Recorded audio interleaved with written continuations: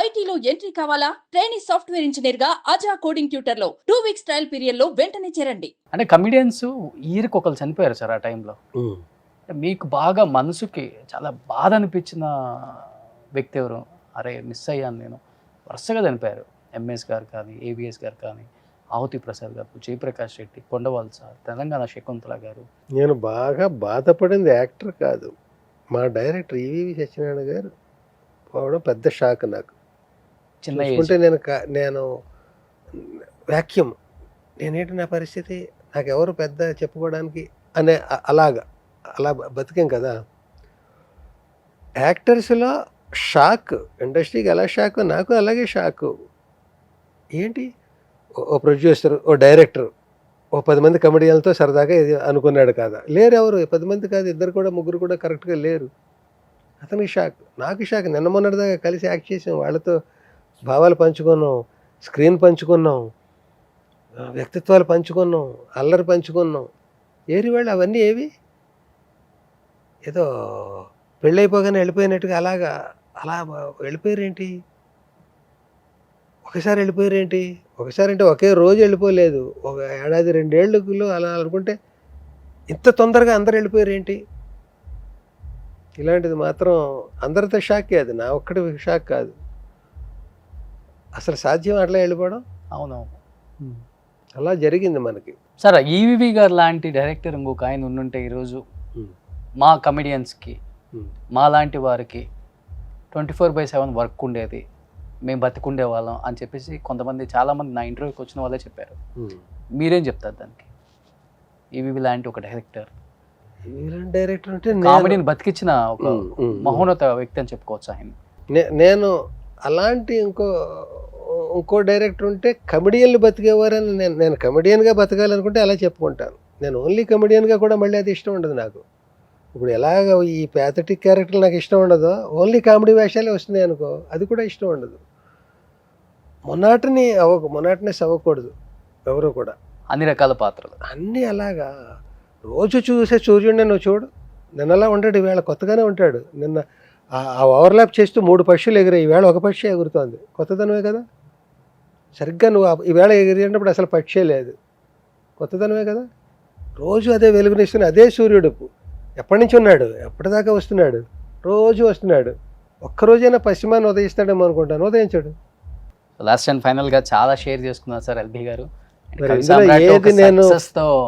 ఏది ఫోర్స్డ్గా చెప్పాను, ఏది నా మనసులోంచి వచ్చిన భావాలు, ఇవి వినేవాడికి ఏవి ఎంతవరకు ఐడెంటిఫై చేసుకోగలరు. బాగానే మాట్లాడాడురా, కొన్ని ఛానల్స్లో నిజం మాట్లాడుతున్నాడు, అబద్ధం 98% ఇలా వేస్తారు.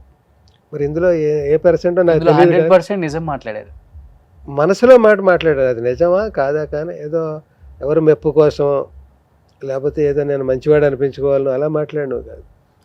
తొందరగా డై చేసుకోండి మీరు హ్యాపీగా. 2 క్యారెక్టర్స్ తర్వాత పొద్దున్న వేషం సెలూన్కి వెళ్తాను. ఇప్పుడు పొద్దున్న వేషం చెప్పు 5 నిమిషాలు. ఇది తెలుపుని నలుపు చేయడం, నలుపుని తెలుపు చేయడం కష్టం, తెలుపుని నలుపు చేయడం 5 నిమిషాల పని. నల్లకైతే తెల్లగా చెయ్యి. ఇప్పుడు వచ్చింది కదా 2 minutes రోజు ఇంటి కానీ హ్యాపీగా ఉందో అన్ని రోజులు మనవే. అంతే. తినలేక ఎంత అన్నం ఏంటి అన్నది మన రోజే, నలుగురితో కలిసి తిన్నది మన రోజే, ఒంటరిగా తిన్నది మన రోజే. కష్టం మందే, సుఖం మందే, పగలు మందే, రాత్రి మందే. ఒక్క విషయంలో మీ లైఫ్ అంటే చాలా ఈజీగా, చాలా బాగా చెప్పారు. పుట్ టుగెదర్ లైఫ్ ఇది, ఇవన్నీ కలిస్తే జీవితం. ఎవడో అంటాడు నిన్న ఎలా జరగాలో అలాగే జరిగింది, ఈవేళ ఎలా జరగాలో అలాగే జరుగుతుంది, రేపు ఎలా జరగాలో అలాగే జరుగుతుంది. ఇంకెందుకు జర్నీ ఎంజాయ్ చేద్దాం. ట్రైన్లో ఉన్నాం మనం, హాయిగా కంఫర్టబుల్గానే ఉన్నాం, వెళ్దాం అలా. సో నిజంగా ఎల్బీ శ్రీరామ్ గారు థ్యాంక్ యూ సో మచ్. చాలా టైం స్పెండ్ చేశారండి. అండ్ అందరు డైరెక్టర్స్ కూడా ఒకటి విన్నపం, ఎంతోమంది గొప్ప మహానుభావులు మనందరికి ఎంతో వైవిధ్యభరితమైన క్యారెక్టర్స్ని ఇచ్చి మనల్ని ఎంజాయ్ చేయించిన గొప్ప నటులు ఇంకా ఇండస్ట్రీలో ఉన్నారు. అండ్ రిక్వెస్ట్గా చెప్తున్నాను, అంటే వాళ్ళకి అడగటానికి మొహమాటం అని చెప్పకూడదు.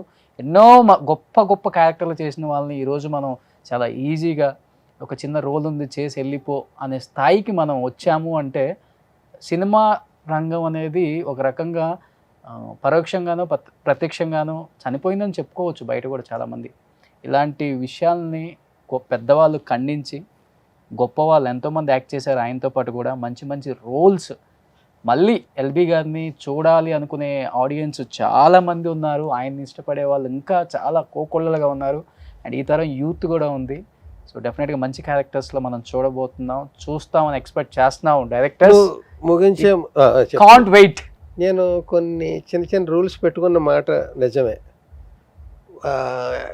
ఏమంటారు, మోటివేషనల్ క్యారెక్టరే చేస్తాను, ఇంపార్టెన్స్ ఉంటేనే చేస్తాను, 1-2 సీన్లు కాదు అంటే దూరంగా ఉన్నాను, మళ్ళీ రావడానికి ఒక బ్యాంగ్తో రావాలి కదా, ఇలా అనుకున్నాను. ఇప్పుడు నాకు ఏమనిపిస్తుంది నా షార్ట్ ఫిల్మ్స్లోనే అందరూ అంటున్నారు, షార్ట్ ఫిల్మ్స్ ఆపకండి సార్, పెద్ద సినిమాలు చేసినా చేయకపోయినా ఇవి కూడా అంత అంత ఏమంటారు పవిత్రంగా కాకుండా కొంచెం ఎంటర్టైన్ చేయండి దాన్ని. ఎంటర్టైన్మెంట్ కోసం చచ్చిపోతున్నారు జనాలు, మీరు సమర్థులు, ఎంటర్టైనింగ్గా చెప్పండి దాన్ని. ఇంకా మీకు వ్యూస్ అవన్నీ వస్తే బాగా పెరిగితే ఎక్కువ మంది చూస్తారు దాన్ని. ఎందుకంటే మీలో నవరసాలు ఉన్నాయి కదా. అంటే నేను అనేది అలా చేస్తే కామెడీ చీప్, నా విలువైన ఇవి ఆణిముత్యాలు లాంటి నా హార్ట్ ఫిల్మ్స్ అని నేను భయపడి 15 గంటలో హాస్యం కూడా చూపించడం ఎందుకులే అని అలా చేశాను పవిత్రంగా. ఇప్పుడు ఈ కరోనాలు ఇవన్నీ తర్వాత చూస్తుంటే హాస్యం ఎప్పుడూ హాస్యం అది సునిశ్చితమైన హాస్యం అయితే ఎప్పటికీ అది కోరుకునే వాళ్ళు చాలామంది ఉన్నారు, జుగుప్స్గా లేకుండా ఉంటే. అలాంటి హాస్యం వైపు ప్రయత్నిద్దామని ఇప్పటికీ అనుకుంటున్నాను. సూపర్. అలాంటిది ఏదైనా ఒక సినిమాలో ఎల్వి శ్రీరామ్ని త్రూ అవుట్ హీరో పక్కన 30 సీన్లు అక్కర్లేదు, 2 సీన్లు 3 సీన్లు ఈ క్యారెక్టర్ వేస్తే ఎల్బి శ్రీరామే వేయాలి అనేది 2-3 సీన్లు అయినా నేను వాట్సాప్ బ్రో వేస్తా. ఇప్పుడు ఇది సడలించుకున్న రోలో లేకపోతే క్లారిటీ ఇస్తున్న రోలో ఓకే 2-3 సీన్లు ఇది ఎల్బి శ్రీరామే బాగా చేస్తాడు అనిపించి, ఇప్పుడు 3-4 సీన్లు ఎల్బి శ్రీరామే సాడిస్టిక్ క్యారెక్టర్ బాగా చేస్తాడని ఇస్తున్నారు కదా. బ్యాంకాక్ వెళ్ళాలి మనం నెక్స్ట్ మంత్ షూట్ కి, మంచి మంచి షార్ట్స్ ఇవన్నీ వేసుకోవాలి. యా ఒకసారి పాపం వేణుమాధవ్ ఎక్కడ ఉన్నాడు, ఒక మ్యాగజైన్లో ఒక ఆర్టికల్, ఎల్బి గారు ఒకళ్ళు ఒక క్వశ్చన్ అడగాలి, నేను ఆన్సర్ ఇవ్వాలి. ఒక మ్యాగజైన్లో నా గురించి వచ్చిన స్పెషల్ ఇష్యూలో ప్రశ్న ఏకైకం జవాబు ప్రత్యేకం అని ఒక శీర్షిక. నీలాంటి వాళ్ళు అందరూ ఒక ప్రశ్న అడగాలి, ప్రకాష్ రాజ్ గారు ఒకటి, నువ్వు ఒకటి, భరణ్ ఒకటి, కోట ఒకటి, అందరినీ ఒక్కొక్కటి అడిగామన్నమాట రిక్వెస్ట్, వివి వినాయక్ ఒకటి, ఇట్లాగా. అంటే ఎందుకు ఒకటి అడగాలి, ఎల్బి శ్రీరామన్ ఒక్కటే క్వశ్చన్ అడిగితే ఏం అడుగుదాం మనం, అందరివి వెరైటీగా ఉంటాయి. అతను ప్రత్యేకంగా ఆలోచించి అడిగాడే, మనం ప్రత్యేకంగా ఒళ్ళు దగ్గర పెట్టుకుని ఆన్సర్ ఇవ్వాలని. ప్రశ్న ఏకైకం ఒకటే, ఏం అడుగుతావు, జవాబు ప్రత్యేకం, నువ్వు అంత ఒక్కటే అడిగావు కనుక దానికి ప్రత్యేకంగా. సూపర్. ఇందులో చిలిపిగా కూడా అడిగారు, వేణుమాధవ్ అడిగాడు, ఎల్బి గారు మీ కాంపిటీషన్ తట్టుకోలేకపోతున్నాం, మీరు ఆ జీన్స్ ప్యాంట్లును టీ షర్ట్లు ఎప్పుడు మానేస్తారు అన్నాడు. అందుకేగా మానేశాను, జీన్స్ ప్యాంట్స్ మానేసి షార్ట్స్ వేస్తున్నాను ఈ మధ్యన అన్నాను. అందుకే మీ పోటీ తట్టుకోలేక బాధపడుతున్నారనే జీన్స్ ప్యాంట్లు వేయడం మానేసి షార్ట్లు వేయడంలోకి వచ్చాను అన్నాను.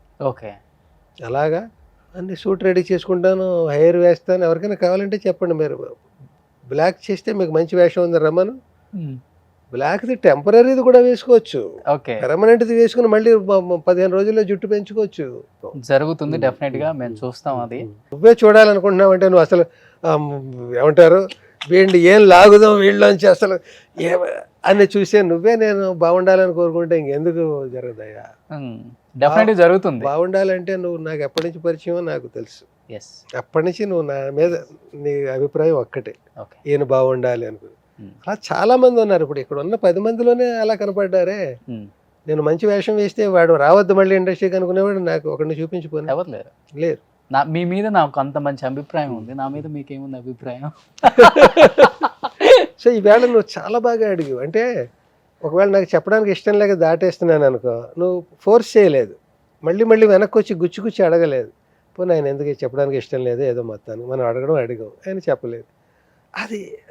ఇది బాగుంది నాకు. ఇవాళ నా రోషన్ నన్ను ఇబ్బంది పెట్టలేదు, కానీ అన్నీ అడగడానికి ట్రై చేశాడు. ఇది హెల్దీ ఇది కదా. సో బాగుంటుంది, అంతా బాగుంటుంది, నన్ను నమ్ము, నువ్వు బాగుంటావు, నేను బాగుంటాను, ప్రపంచం బాగుంటుంది.